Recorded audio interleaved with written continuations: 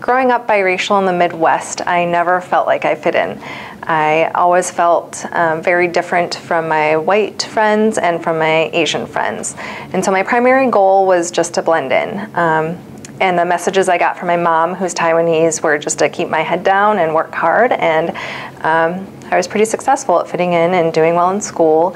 And then fast forward to when I moved to Seattle and started my career in the Y, I kind of thought that if I had just worked hard, kept my head down, that I would go far.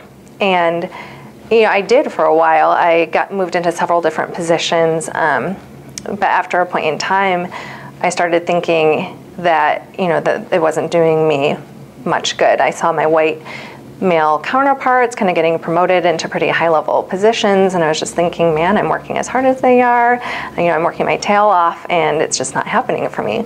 And so I decided to join the Multicultural Mentoring Program for a couple of reasons. One of them was I was thinking that I needed to move if I wanted to advance in the Y, and so I got matched with my mentor, Annie Thornquist, who is Asian, and that was a really life-changing experience for me because I think I hadn't really, how I just articulated the messages I got from my mom, I had never really thought about it. I didn't realize that's why I was doing what I was doing. And after my first conversation with Annie on the phone, I left that knowing that hard work is great, but it's not good enough if I want to advance. I need to be my own best advocate, that I need to take credit for everything that I do, and that I need to tell other people that I want to be recognized and credited for my work. And so that was a really important takeaway for me. And I actually met Annie for the first time when I went to the Emerging Multicultural Leadership Experience back in 2010 and shared a long bus ride with her. And that was wonderful. I feel like having a mentor, and for me an Asian female mentor, I could ask her things that that might be considered kind of airing my dirty laundry, or that I didn't want to appear like I didn't know, but I had an interview coming up and I didn't know if I could wear open-toed shoes. Just things like that I was stressed out about, that were kind of causing me to stress when I should be thinking about other things like how to answer my questions better.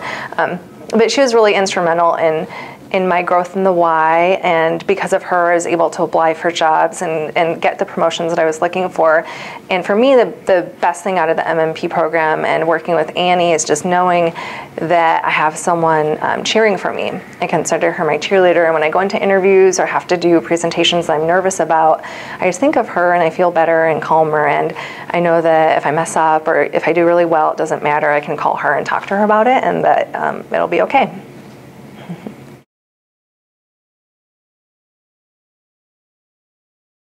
If you want the job, you've got to believe that you can do the job, and you have to go get it, and you've got to tell yourself that's your job.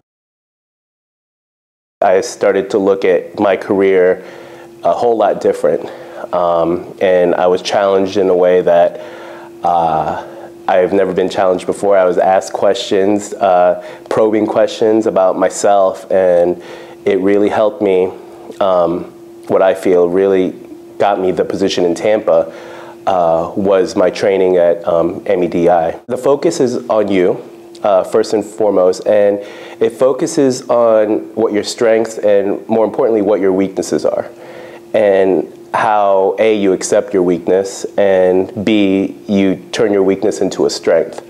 And with the proper coaching, the proper advice, and the support group that MEDI gives you, and the family unit where you feel you can talk to anybody from MEDI and they're there to help you have your best interests at heart all the time. I just feel like I really was able to take charge of my career. I presented myself better, and it landed me the position I have now. I was able to really hone in on what made me unique, and what I had to offer.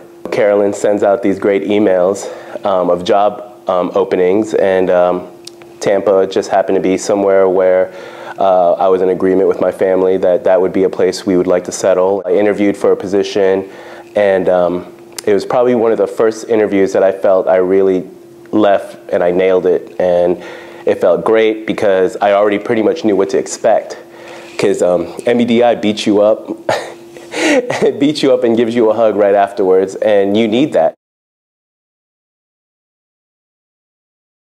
It's gotten me to think, a lot bigger, and reach for things that I didn't think I could reach for. It's taught me, there's different, I've always had an idea of the path, you know where you want to go, and there's a path to getting there, and it's kind of taught me that you can get to where you want to go, but, the road can wind a little bit. It's about the journey, not the end point. My passion is helping transform the lives of people.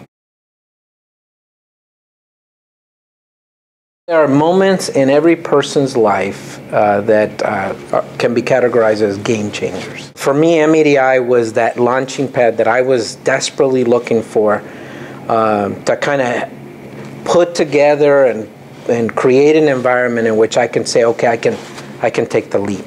MEDI just kind of put me on that pad, and I was able to push the go button. The networks that I developed was part of the reason I even heard about the job, and it was the group of supporters and advisors that I spent a lot of time with during my decision-making process that ultimately led me to say, yes, this is what I want to do, and I think prepared me well as I interviewed for the job and went after that opportunity. I didn't know that there were so many international opportunities available until I went to Emily last year, just from talking to people and found out about some of the trips. I used to live in the Dominican Republic, so that was native to my heart, and I'd also been to Haiti, but I wanted to see what were the Ys doing in those two countries, because I didn't even know that there were Ys in those countries when I was there. And when I went to, I originally went thinking that, oh, I get to go back to DR, that's where my heart is, but I actually fell in love with Haiti. The YMCA in Haiti is just phenomenal to me.